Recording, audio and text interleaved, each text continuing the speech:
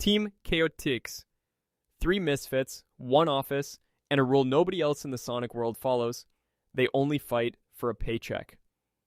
Vector the Crocodile runs the operation, a private detective agency that takes cases Sonic and friends would handle for free, except Team Chaotix never works for free. Espio the Chameleon is the reason the agency survives it all, a ninja who can turn invisible and slice through badniks without a sound. Charmy Bee is the youngest, the loudest, and somehow still the one who spots the clue everyone else missed. Their story starts in 1995 in a game called Knuckles Chaotix, released on the Sega 32X. Vector, Espio, and Charmy all get captured by Dr. Eggman and locked inside a machine called the Combi catcher, built specifically to keep troublemakers out of his way. Knuckles the Echidna, also caught in the trap, breaks everyone free, and that single act of gratitude is the reason this team exists at all. Vector himself almost never made it that far. He was originally sketched as a character for the very first Sonic the Hedgehog game in 1991, cut before release, and shelved for years until Knuckles' Chaotix finally gave him a home. Charmy has an even stranger path to the team, first appearing years earlier in a Sonic the Hedgehog manga before ever touching a game console. Here's the detail most people skip. Team Chaotix is the only main team in the entire series with no Hedgehog in it. No Sonic, no Shadow, no Amy. Every other team gets built around speed. This one gets built around a power type, Vector, as the actual leader, which never happens anywhere else in the franchise. By the time Sonic Heroes rolled around in 2003, Chaotix were not sidekicks anymore. They were a 4th playable team standing shoulder to shoulder with Sonic, Dark, and Rose, their entire storyline built around finding hidden objects and solving cases rather than simply racing to the finish. Here's the contradiction that makes Vector more than a punchline. He is obsessed with striking it rich, chronically behind on rent, always fighting with his landlord, and yet he takes on cases for free the moment someone genuinely needs help, which is exactly why the Chaotix detective agency stays broke. He talks like a businessman and acts like a soft touch, and the team runs on that contradiction. They take odd jobs, they argue about money constantly, and they still show up when the planet is actually in danger. Hit the like and subscribe button to see more videos like this. Leave a comment on your favorite faction. Let's get back into the video. Team Rose. This is the team built entirely out of loyalty, not tactics. Amy Rose forms it herself, and her reason has nothing to do with saving the world. Her devotion to Sonic goes back to Sonic CD in 1993, when she convinced herself, using nothing but a set of tarot cards, that fate had destined her to meet him on Little Planet. She found him, got kidnapped by Metal Sonic for her trouble, and came out of it with a one-sided crush that has powered her every appearance since. Her friends are missing, and she wants them back. Cream the Rabbit, only 6 years old, and her Chow partner Cheese fly in as backup, gentle and small, but never useless, searching not just for their friends, but for Cheese's missing sibling, a Cheo named Chocla. Big the Cat joins for one reason only. His best friend Froggy has vanished, and Big will wander through a collapsing world at his own pace until he finds him. On paper, Team Rose looks like the weakest lineup Sega ever built, and Sonic Heroes itself treats their campaign as the beginner-friendly path through the story. Amy swings a giant hammer. Cream barely fights, Big fishes. But here's where it gets interesting. This is the only team in Sonic Heroes formed for a purely emotional reason, not revenge, not duty, not a paycheck. Every other team has an agenda pointed at Eggman or at whoever's impersonating him. Team Rose just wants their friends back, unaware that the Eggman crossing their path again and again is actually Neo Metal Sonic, secretly harvesting lifeform data from every team he meets, including theirs, to fuel his own transformation. Amy takes the leader role here, a rare case of her being in charge of anyone.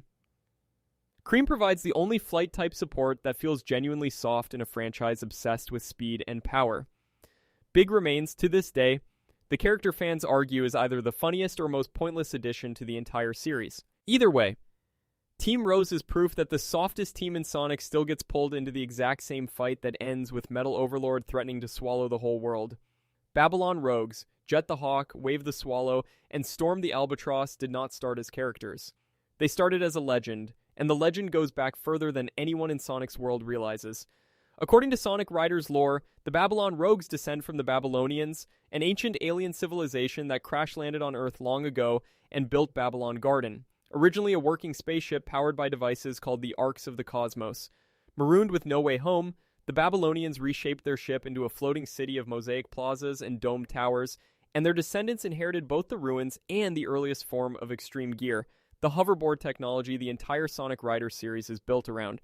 By the time the games catch up to them, Jet is the one wearing the family mantle, and he wears it with an ego to match. Jet does not consider Sonic a friend or even a rival worth respecting quietly. He says it out loud. He is the fastest thing in the sky, Hedgehog be damned. Wave is the engineer of the group, building and tuning extreme gear for the team, and grudgingly, sometimes for Team Sonic too. She is a perfectionist who cannot tolerate amateurism, level-headed enough to be the group's actual voice of reason, yet quick to snap at anyone, teammates included, who cannot keep up with her technical standards. Storm takes the brunt of that impatience more than anyone. Storm is muscle, loyal to a fault, and usually the first one thrown off his board in a crash. Their rivalry with Team Sonic is fought on racetracks instead of battlefields, but it carries the weight of an inherited grudge. Jet has lost to Sonic and hated every second of it. The stakes climb fast across the trilogy. In Sonic Riders, Zero Gravity, the Rogues chase down the 5 arcs of the cosmos to power Babylon Garden's warp engine, only for the ship to transform into Astral Babylon and collapse into a black hole threatening to swallow the entire planet, forcing Team Sonic and the Babylon Rogues into an uneasy alliance to shut it down. By Sonic Free Riders in 2010, Dr. Eggman stages a World Grand Prix, and the Rogues line up on the same track as Team Sonic, Team Dark, and Team Rose, thieves and heroes alike. So all chasing the same finish line.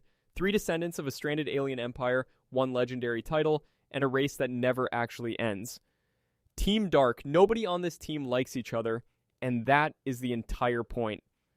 Shadow the Hedgehog joins for himself, chasing fragments of a memory tangled up with Space Colony Arc and the death of Maria Robotnik, the terminally ill granddaughter of the scientist who created him, the girl who pushed him into an escape pod during a G.U.N. raid, and used her last words to ask him to protect humanity instead of hating it. Rouge the Bat joins because there is a mystery worth investigating and, if she is honest, jewels worth stealing along the way. She is, officially, a treasure hunter with an addiction to gemstones. Unofficially, she works as a part-time government spy for the United Federation, embedded with G.U.N. itself, which means the same woman using Team Dark to hunt down Master Emerald shards is also reporting back to the very military that Team Dark spends half its time avoiding. E123 Omega joins for one purpose: revenge on Dr. Eggman, the man who built him and then discarded him without a second thought. Omega is the 24th and final unit of Eggman's E100 series, and his entire purpose was containment, not conquest. Eggman sealed him inside an abandoned base specifically to keep Shadow trapped in stasis and out of the way. Left in the dark for years with nothing to do but stew, Omega eventually broke free, destroyed every other robot in that base out of sheer resentment, and swore to hunt down the doctor who built him just to bury him. 3 separate agendas, 1 uneasy alliance, and somehow Rouge ends up the official leader despite being the least trusted person in the room. Sonic Heroes built Team Dark's entire campaign around combat, tougher and more aggressive than Team Sonic's standard path through the same story, and it shows in what each member is capable of. Shadow fights like a soldier who has already decided the war is unwinnable. Omega does not disable enemies, he demolishes them, tearing through badniks with weapons built for destruction, not restraint. Rouge is a spy first and a fighter second, gathering intelligence while quietly working her own angle underneath it. Here's the contrast worth sitting with. Team Sonic fights because it is right. Team Dark fights because each of them personally needs something, and saving the world is just what happens along the way. That distinction has kept this team relevant for over 2 decades, resurfacing in Team Sonic Racing and nearly every crossover title since. Team Dark is not the team you root for out of hope. It is the team you root for because you are not entirely sure they will make the right call, and that uncertainty is the appeal. Team Sonic. This is the team the entire franchise is named after, and somehow it was never officially called a team until 2003.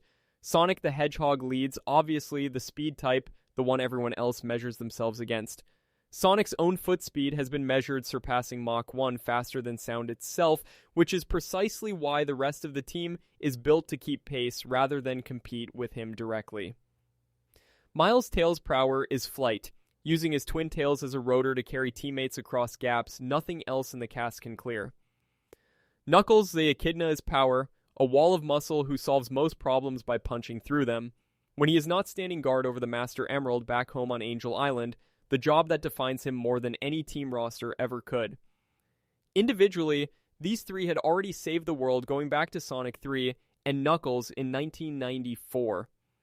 What Sonic Heroes did in 2003 was give the trio a name and put it on equal footing with Dark, Rouge, and Chaotix, as if the most famous hedgehog on the planet needed an introduction. He did not, and the game proves it by giving Team Sonic the campaign that finally uncovers the whole truth. Dr. Eggman was never really behind the plot at all. Neo Metal Sonic had taken his shape from the start, quietly stealing lifeform data from every team's journey, and by the finale, he absorbs debris from the collapsing Final Fortress to become Metal Madness, then Metal Overlord. Team Sonic is the one that answers him directly, hitting their super states and tearing Metal Overlord back down into plain Metal Sonic. But here's the exception worth noting. Despite being the face of the entire series, Team Sonic still needed Dark, Rouge, and Chaotix converging on the same threat to make that final fight possible. The main team was never fighting alone. Tails provides the brains and the aircraft. Knuckles provides the muscle and the mistrust, since he is famously easy to fool. Sonic provides the attitude that holds the whole thing together, and always has. Impatient, restless, physically incapable of sitting still for long, with chili dogs as his one consistent weakness across 3 decades of games. Take away the speed and the attitude is still enough to make him the leader. Hard Boiled Heavies. These robots were never supposed to become a threat again. After Sonic 3 and Knuckles ended in 1994, a batch of Eggman's Egg Robos was left behind, abandoned, and powered down for years. Nobody remembered them. Nobody was supposed to. According to Sonic Mania's own creators, the idea began with a joke. What if Eggman spiraled into a slump after that defeat, retreating home in his pajamas while his forgotten robots sat gathering dust and slowly losing their minds? Then, decades later, they dug up the Phantom Ruby, an artifact that warps time and space, and the exposure did something to their circuits. They came back wrong. Heavy Gunner is the muscle, a hulking mechanical brawler who confronts Sonic and Tails in Studiopolis Zone, Heavy Shinobi ambushes in Press Garden Zone, All Speed and Blades, Heavy Magician performs actual stage tricks in Mirage Saloon Zone, and Heavy Rider and Heavy King round out the group in Lava Reef Zone. Here's the detail that makes this faction unsettling rather than just funny. These are not new villains built from scratch. They are the same discarded robots from a game released over 20 years earlier, given personality, memory, and a warped sense of purpose by an ancient gem nobody understood. That is the wait, really moment buried inside a game that otherwise plays like celebratory nostalgia. Sonic Mania spent most of its runtime remixing beloved zones from the classic era, and right in the middle of that celebration sat a faction built entirely from Sega's own leftovers, brought back with just enough menace to feel genuinely new. And the reversal does not stop with Sonic. In the final Egg Reverie Zone, Heavy King, upgraded by the Phantom Ruby into the Phantom King, turns on Eggman directly and tries to steal the gemstone for himself, forcing the Doctor to fight off his own resurrected robot in a klepto-mobile just to keep control of his own plan. Forgotten machines, one magic rock, and suddenly Eggman had reinforcements nobody saw coming, and a mutiny he never accounted for either. Nocturnus Clan. 4,000 years before Sonic ever set foot on a floating island, an Echidna civilization stood on the edge of conquering the entire planet. The Nocturnus Clan, sometimes called the Marauders, were a technological powerhouse credited with inventing the Gizoid androids and pushing ancient science further than anyone else on Earth. Then they vanished. Not destroyed, not defeated in open war, but pulled bodily into the Twilight Cage, a prison dimension outside normal space, along with their entire empire. For millennia, that should have been the end of the story. It was not.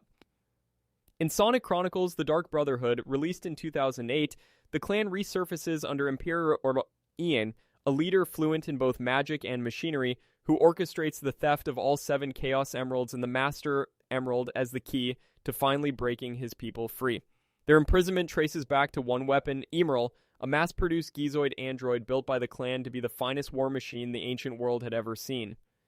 Emerald made the Nocturnus Clan so dangerous that a being named Argus sealed the entire clan, army included, inside the Twilight Cage to stop them cold.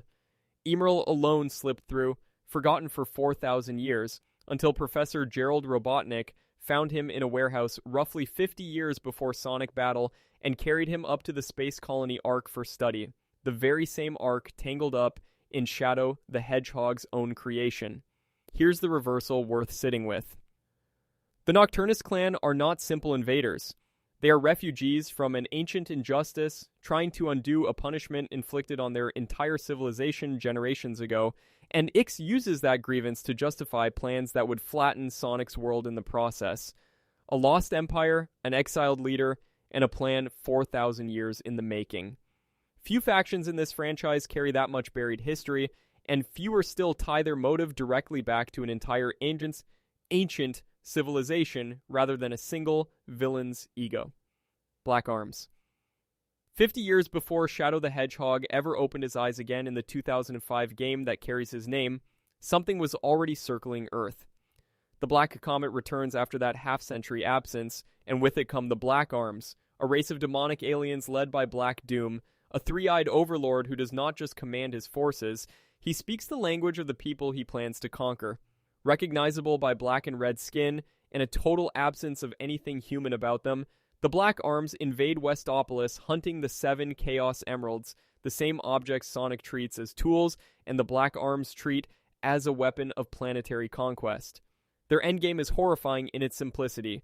Use chaos control to drag the Black Comet down into the planet's surface, then release a toxic gas that paralyzes every living thing that does not share Black Arms' DNA. Black Doom does not even need to leave the comet to run his invasion. He commands a starfish-shaped organism called Doom's Eye, a floating third eye covered in probes that can see everything Shadow sees, project a talking hologram of Black Doom on command, and relay orders across an entire battlefield in real time. Commander Tower of G.U.N. was there 50 years earlier when the Ark was raided, and he has carried a grudge against Shadow, wrongly blamed for that incident ever since. Here's the detail that changes everything. Black Doom is not a stranger to Shadow. He is, in a very literal sense, family. Decades earlier, Black Doom gave his own blood to Gerald Robotnik to help create Shadow the Hedgehog, meaning the alien invasion Shadow eventually stops is led by the same being who made him possible in the first place. Shadow ends it by firing the Eclipse cannon directly into the Black Comet, wiping out the invasion, and, as far as anyone knows, the entire species along with it. That makes Shadow the last living trace of an alien race that once tried to end the world, a fact he carries quietly and the games rarely let him forget. Deadly Six, 6 monsters, 1 shared curse, and a betrayal that nearly finished Dr. Eggman for good. The Deadly Six are Zeti, natives of the Lost Hex, a floating continent that stayed hidden above the clouds for so long that most of the world had no idea it existed until Eggman stumbled onto it. Every member of the group can bend machinery to their will through raw magnetism, seizing control of badniks the same way Eggman does with a remote. Zavok leads them as the strongest Zeti of them all, a hulking brute who can hurl fireballs, run wreathed in flame, and grow to a size that lets him shrug off explosions, all while planning the group's revenge with more patience than his temper would suggest. Zaz is the wildcard, short-fused and reckless. Zamam eats literally anything in his path, an oversized glutton whose hunger is treated as a legitimate threat, not a joke. Xena is the only woman among them, vain and vicious in equal measure. Zik is the eldest, the philosophical one, and the one who actually founded the group before Zavok ever took charge of it. Zor works in the shadows as the group's spy, watching before he strikes.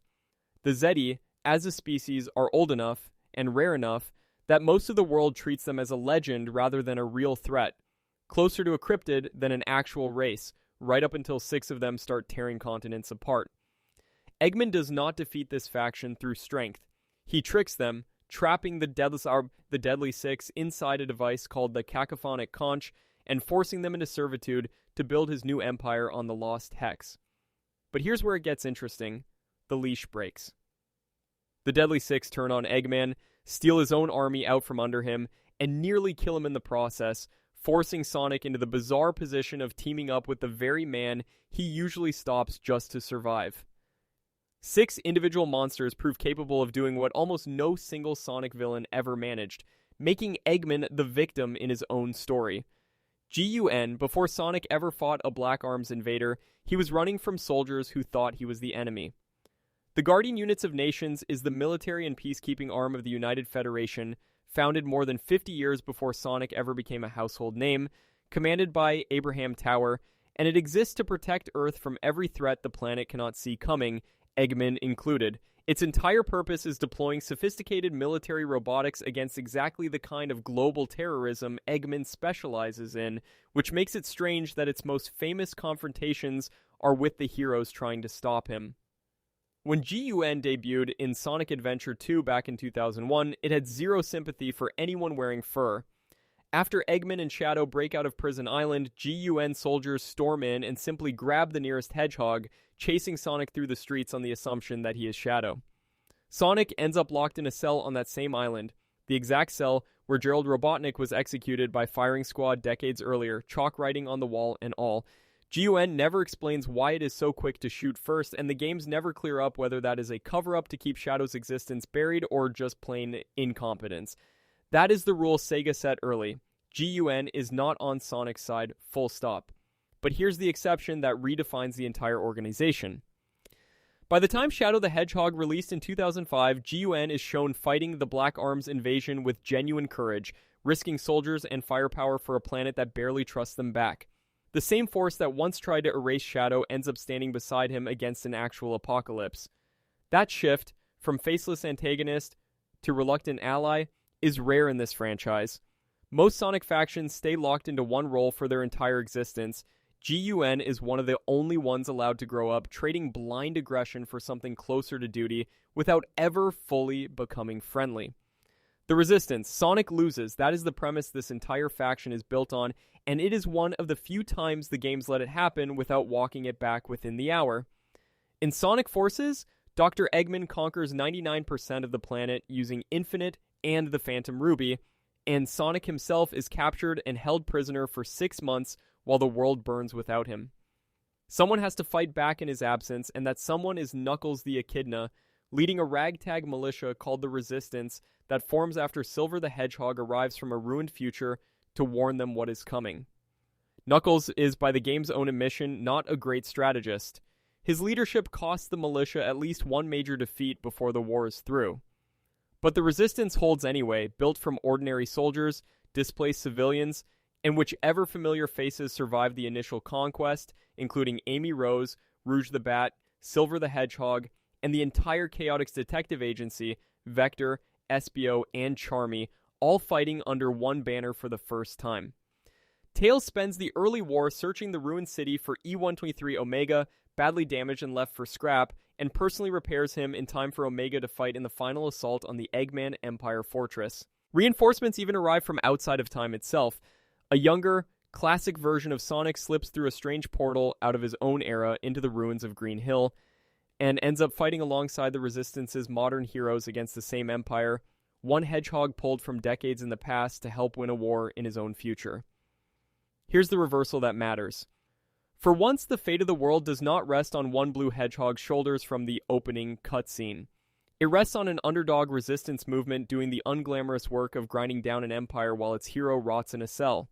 After 6 months of war, the Resistance finally breaks the Eggman army and frees the planet, and having done its job, it disbands almost immediately.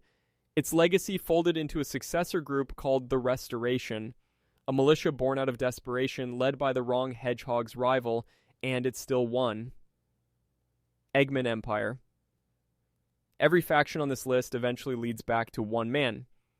The Eggman Empire is the oldest, largest, and most persistent force in the entire Sonic franchise, built entirely around Dr. Eggman's obsession with total global domination, an obsession running all the way back to the original Sonic the Hedgehog in 1991.